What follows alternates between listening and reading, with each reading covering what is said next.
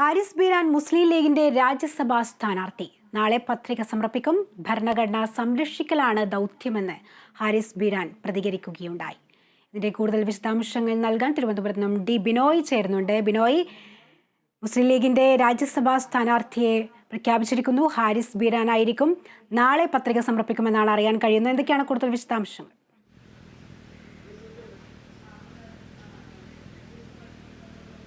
ഇന്ന് തിരുവനന്തപുരത്ത് ചേർന്ന മുസ്ലിം ലീഗിൻ്റെ ഉന്നതാധികാര സമിതി യോഗത്തിലാണ് ഹാരിസ് ബീരാൻ്റെ പേര് രാജ്യസഭയിലേക്ക് നിർദ്ദേശിച്ചത്. നാളെ അദ്ദേഹം പത്രിക സമർപ്പിക്കും.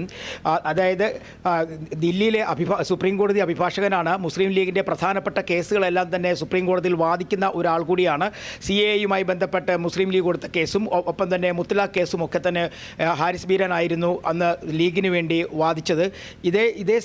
ഈ സാഹചര്യം കൂടി കണക്കിലെടുത്തുകൊണ്ടാണ് ഹാരിസ് ബീരാനെ രാജ്യസഭയിലേക്ക് അയക്കുവാൻ മുസ്ലിം ലീഗ് തീരുമാനിച്ചിരിക്കുന്നത്. അതേസമയം നേരത്തെ കുഞ്ഞാലിക്കുട്ടി PMA സലാമിൻ്റെ പേര്, മുതിർന്ന ലീഗ് നേതാവ് PMA സലാമിൻ്റെ പേര് നിർദ്ദേശിച്ചിരുന്നുവെങ്കിലും അത് ചർച്ചയ്ക്ക് എടുത്തില്ല, കാര്യമായി പരിഗണിക്കുകയും ചെയ്തില്ല. എന്നാൽ ചില കേന്ദ്രങ്ങളുടെ ഇടപെടൽ കൊണ്ടാണ് സാദിഖ് അലി തങ്ങളുടെ നിർദ്ദേശപ്രകാരമാണ് ഇപ്പോൾ ഹാരിസ് ബീരാൻ്റെ പേര് രാജ്യസഭയിലേക്ക് നിർദ്ദേശിച്ചിരിക്കുന്നത്. ഇന്ന് പത്രികാ സമർപ്പണം ഉണ്ടാകില്ല, നാളെ ആയിരിക്കും പത്രികാ സമർപ്പണം. അത് UDF നേതാക്കന്മാർ ഒരുമിച്ച് അല്ലെങ്കിൽ അവരുടെ ഒരു സമയം കൂടി പരിഗണിച്ചുകൊണ്ടാണ് പത്രികാ സമർപ്പണം നാളത്തേക്ക് മാറ്റിയിരിക്കുന്നത്.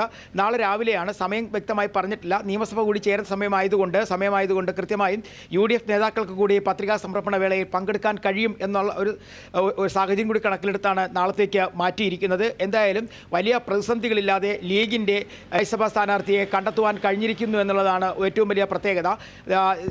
ഇപ്പോൾ ജൂലൈ 1-ന് 3 പേരാണ് സംസ്ഥാനത്ത് നിന്നും രാജ്യസഭയിൽ നിന്ന് പടിയിറങ്ങുക. അതിൽ ഒരു സീറ്റ് UDFന് അർഹമായ ഒരു സീറ്റാണ്, കോൺഗ്രസിന് വേണ്ടിയുള്ളൊരു സീറ്റാണ് ഇപ്പോൾ മുസ്ലിം ലീഗിന് നൽകിയിരിക്കുന്നത്. മുസ്ലിം ലീഗ് ഈ സീറ്റിന്മേൽ വലിയ കാര്യമായ ചർച്ച ഒന്നും നടത്താതെ തന്നെ ഹാരിസ് ബീരാനിലേക്ക് എത്തുകയായിരുന്നു. എന്തായാലും നാളെ ഹാരിസ് ബീരാൻ പത്രിക സമർപ്പിക്കും. ഈ LDFന്റെ തീരുമാനം കൂടി ഇനി വരാനുണ്ടല്ലോ ബിനോയ്. അതായത് ഇത് രാജ്യസഭാ സീറ്റിലെ പ്രതിസന്ധി എങ്ങനെയായിരിക്കും CPM മറികടക്കാൻ പോകുന്നത്?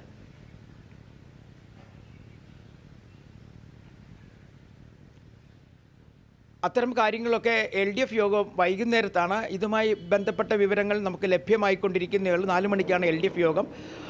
പ്രതിസന്ധികൾ പരിഹരിക്കാൻ കഴിയും എന്ന് തന്നെയാണ് LDFലെ ഘടകകക്ഷി നേതാക്കളും പറയുന്നത്. വ്യക്തമാണ്.